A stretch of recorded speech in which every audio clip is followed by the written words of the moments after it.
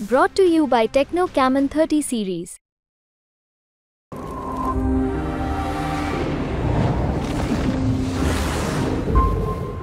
मराठा आंदोलक मनोज जरंगे पाटील उद्यापासून म्हणजे 4 जूनपासून जालन्यातल्या अंतरवाली सराटीत पुन्हा एकदा आमरण उपोषणाला सुरुवात करत आहेत।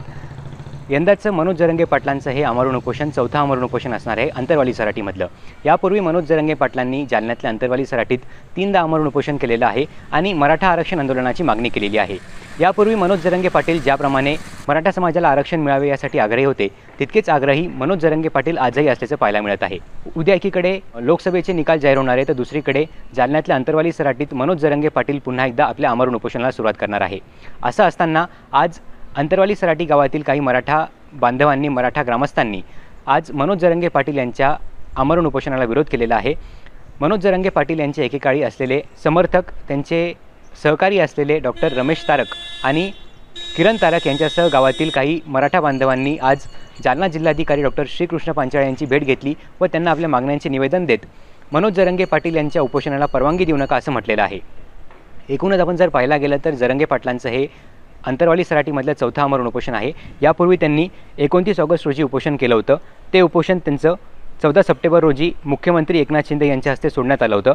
त्यानंतर त्यांचं दुसरं उपोषण जे आहे ते 25 ऑक्टोबर रोजी अंतरवाली सराटीत झालं होतं। ते 25 ऑक्टोबर रोजीचं उपोषण 2 नोव्हेंबर रोजी राज्याचे 5 मंत्री यांच्या उपस्थितीमध्ये सोडण्यात आलं होतं।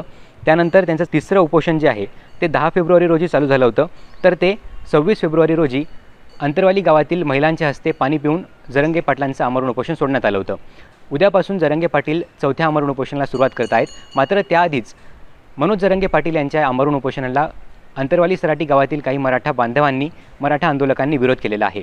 याचं कारण असं आहे की अंतरवाली सराटी गावात मनोज जरंगे पाटील मागील 7 ते 7.5 महिने झाले आमरण उपोषण करत आहेत। 29 ऑगस्ट 2023 रोजी मनोज जरंगे पाटलांनी आमरण उपोषणाला आपल्या मराठा आरक्षणाच्या मागणीसाठी आंदोलनाला सुरुवात केली होती आणि त्या दिवशीपासून मराठा आरक्षणाच्या आंदोलनासाठी, मराठा आरक्षणाच्या मागणीसाठी पुन्हा एकदा नव्याने लढा उभा राहिला होता आणि आता मनोज जरंगे पाटील चौथ्यांदा उपोषणाला बसणार असताना या गावातील मराठा बांधवांनी मनोज जरंगे पाटलांच्या उपोषणाला विरोध केलेला आहे। याचं कारण असं आहे की मनोज जरंगे पाटलांचं जे आमरण उपोषण सुरू आहे त्यामुळे गावामध्ये जातीय सलोखा नाही आहे, जातीजातीमध्ये तेढ निर्माण झालेला आहे, लोकांमध्ये भीतीचे वातावरण आहे, गावातील वातावरण सुरक्षित नसून जातीय सलोखाही बिघडलेला आहे असं या विरोध करणाऱ्या मराठा बांधवांनी, मराठा आंदोलकांनी म्हटलेलं आहे।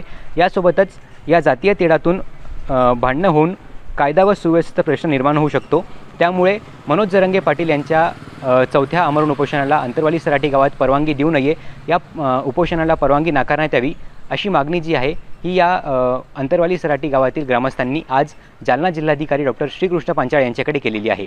मात्र याबाबत अद्यापपर्यंत मनोज जरंगे पाटलांनी आपली भूमिका स्पष्ट केलेली नाही आहे। मनोज जरंगे पाटलांचं या संदर्भात काय म्हणणं आहे हे पाहणं महत्त्वाचं असणार आहे। उद्या एकीकडे देशामधील लोकसभा निवडणुकीचे निकाल जाहीर होणार आहे तर दुसरीकडे मनोज जरंगे पाटील जे आहेत ते आपल्या आमरण उपोषणाला बसणार आहेत।